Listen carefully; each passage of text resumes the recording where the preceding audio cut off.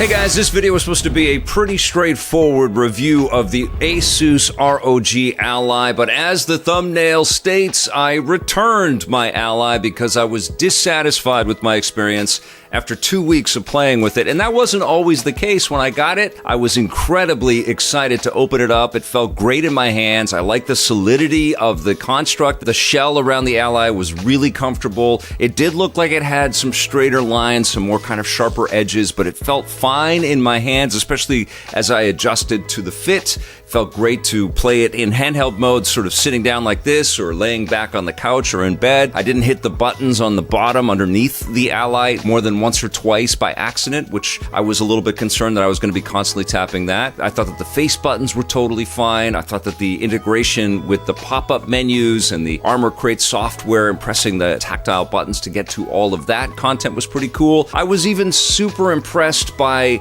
the touchscreen functionality of the Ally. It became a much more usable handheld mini PC because of the tactility of the touchscreen, which of course runs at 120 hertz, so you can actually play things like Tempest 4000 at 120 frames per second, which is great. It's a 1920 by 1080 display. There's a new AMD Z1 Zen processor in here, which is incredibly powerful, and it has AMD Radeon graphics technology with up to 8.6 teraflops. So this little handheld PC was actually quite a beast. And of course it ran Windows, and I think that was probably my favorite thing, and also the thing that actually drove me crazy about the ASUS ROG Ally. I thought it was so cool and so easy to just plug in a wireless mouse and keyboard and plug it into my 4K monitor that's sitting right here, and I was able to play games on it. I was able to use it as a little PC. I was moving files back and forth. I loved customizing the desktop. I had a couple of Indiana Jones photos up on each screen, and it just felt really cool. And the other awesome things that I was able to do, because it was such an effortless device to kind of dig into, I actually streamed right off of the device. I moved some EPN assets for our Twitch channel and was able to actually stream directly off of the device, and it ran flawlessly, and I was super impressed with that. I tested out the microphone functionality at first on the device. I wasn't that impressed by it, but I was super impressed. This was some of the best stuff in terms of the hardware capabilities with the audio of this device. There were times when I'd be lying in bed playing Diablo 4, which was so indulgent too. It ran beautifully. Diablo 4 ran beautifully on this device, but the audio took my breath away. I was actually looking around the room because I kept hearing surround voices. I kept hearing like demonic voices, and it was creeping me out. It was so effective. I was very impressed with all of the hardware. Was able to connect controllers to it, no problem. The mouse and keyboard worked exactly the way that you would want them to.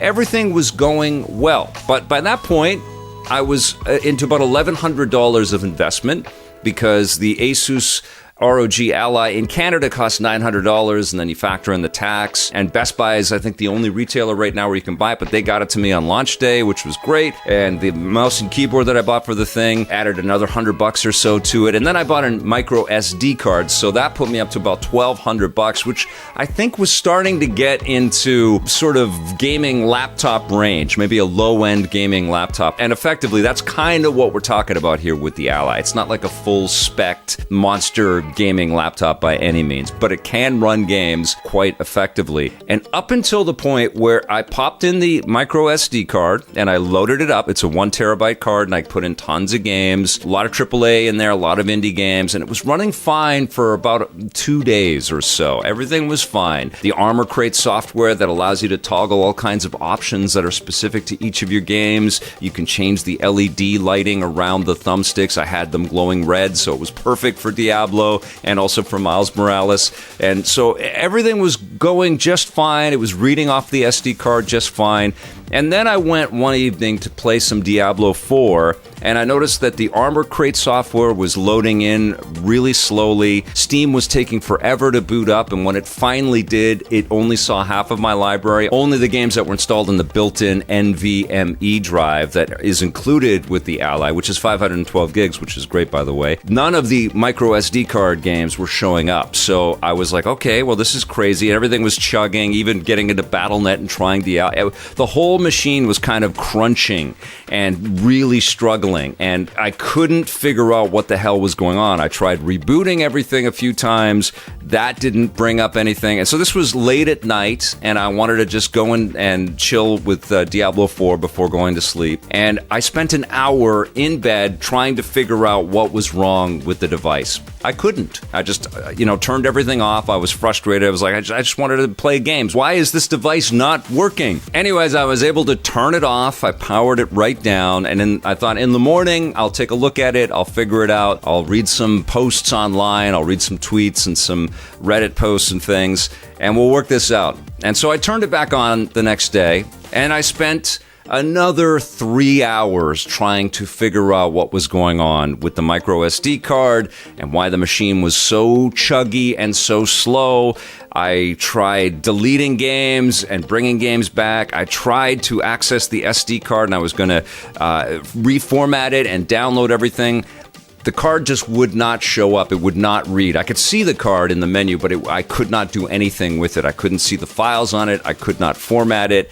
And everything was slow. Everything. Armor Crate was just popping on and buggy, and it just wasn't working properly. There's also the Command Center menu, and that wasn't working properly. Steam wasn't working properly. Loading into websites wasn't working properly. Everything was crunching on this device. And I thought, oh, okay, I guess I have to reset the machine, kind of factory reset everything and start over and re-download.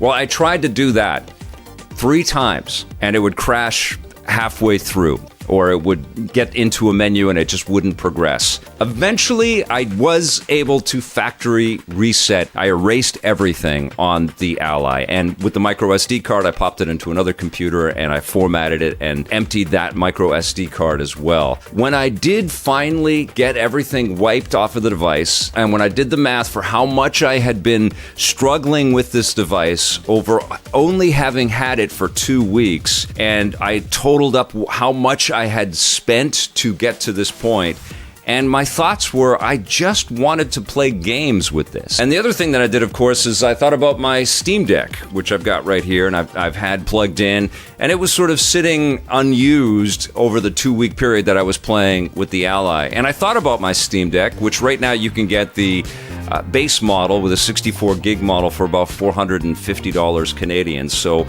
half price from what you would spend to get the Ally. And yes, the Ally has got better specs and more memory, but $450 and you get in on this. And I've had crashes on the Steam Deck, and it had a buggy launch and there were issues, but I've never had to factory reset this thing. I've had issues with games not working, although there are 10,000 verified games on Steam right now that work on the Steam Deck. And yes, I've had some issues going into desktop mode on the Steam Deck and trying to use Linux as a computer. I'm not as familiar with Linux as I am with Windows, and it was so easy when I was in the Ally environment to just use it like I could use any Windows PC. It was easy to install all the extra stupid installers that you have to install for EA games and other types of games, the Ubisoft games, and everything that I was throwing at the Ally was working until it didn't, until it sort of came to a screeching halt. And I thought about my Steam Deck, and even though there are limitations, and it's not 1920 by 1080p, it doesn't have a 120 hertz screen, I love the thumbsticks on the Steam Deck. It's very comfortable, and honestly, it's just a machine that's allowed me to game on it without a lot of bullshit and interference. I haven't had tons of issues with the Steam Deck.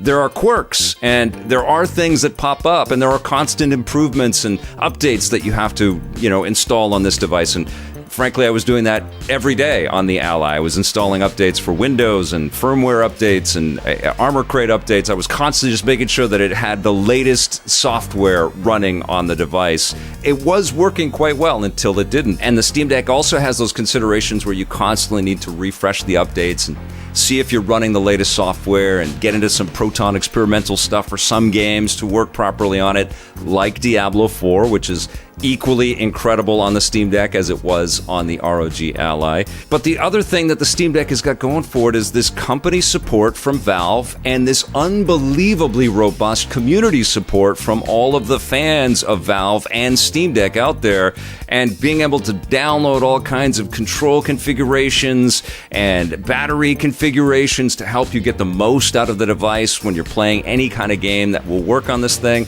is really quite remarkable, and I'm absolutely sure that the Ally will get some of that support going forward as well. It's just that I hit a 2-week mark after having spent about $1,200 to get this thing running the way that I want to, and it crashed out on me to the point where I had to wipe everything and start again. And I thought, how often am I going to be facing this? How many times am I going to have to clean everything off of this device and do a fresh install when I just want to be able to play games on it? If I had to do that when I was on a vacation or on a plane somewhere and I pulled it out so that I can play some games on it, I would be furious. And so I just totaled up all of this information in my head and I said, nope, I don't want this frustration. I don't want to keep this. And the other thing, of course, is that both of these devices are kind of like ticking time bombs with regards to battery power, but more so in the case of the Ally, because I found myself playing games that would really take advantage of the 25-watt capabilities of the device. It can run these incredibly robust, beautiful games on the Ally in a higher resolution with better frame rates. And so I was cranking it and testing it, and I'd get 45 minutes to an hour of battery life. And if I'm spending half of that time tweaking things because stuff is crashing, screw that. So I ended up just taking the Ally, as cool as it was, and as much as I was enjoying it, and I was thinking maybe this is going to replace the Steam Deck as my handheld PC gaming experience, I said, nope, I don't think that value equation and frustration, all of that is worth it. I bundled it all up and I took it back to Best Buy to return the device, and much to Best Buy's credit, there was no issue with the return. There was no sort of questioning me about any of why I was doing this or anything like that. They knew that it was crashing out and I was frustrated, and they didn't know who I was. They didn't know that I make content or talk about this stuff. They just said, sure, yeah, we'll take it back, and they gave me my money back. And that honestly was a very good experience. Buying from them online, it shipped to me on the day they said it was going to be, and then returning it in person to the store, all of that worked flawlessly. So I took all that in, brought it back, and as cool as the hardware was, the software just left me incredibly frustrated. So I don't have a score for you. I just have these frustrations to share. I know that there are tons of fans for the Ally out there. I'd love to hear your thoughts. I'd love to hear if you've had good experiences or bad experiences. Let me know what you think of the device. And the other thing that sort of factored in as well with this is that, honestly, when you look at the Steam Deck and you look at the Ally, they're similar. They're so bloody similar that you really only need to make a choice for one. And when I think about the cost of the Ally compared to the performance and cost offerings of the Steam Deck is just a much better value. You can get a Steam Deck and a Nintendo Switch OLED model for the price of the Ally, and that just seems crazy. I am super excited, though, about what the Ally represents. It's absolutely a step forward in terms of technology from the Steam Deck. I'm incredibly excited about what that means for a future revision of the Steam Deck, the Nintendo Switch 2, an inevitable upgrade from ASUS on an Ally 2 down the road, and what that might mean for competitors. I mean, I'd love Sony to get serious about making a handheld again. These are incredibly exciting times for all of us that have been playing portable games for a long time. And it is crazy to me that we can have this no loss of fidelity and have these incredible experiences like being able to play Diablo 4 anywhere. Well, you need an internet connection. It'd be great if you could play that offline because it's mostly a single-player experience. But I know Blizzard's not ready to do that. But Diablo 4 anywhere is pretty freaking incredible. But yeah, let me know what you think of the ROG Ally and how it sort of compares and contrasts with Valve's Steam Deck. Thanks for watching, you guys. I'll be back soon with some fresh reviews and some new content for you. And in the meantime, play forever.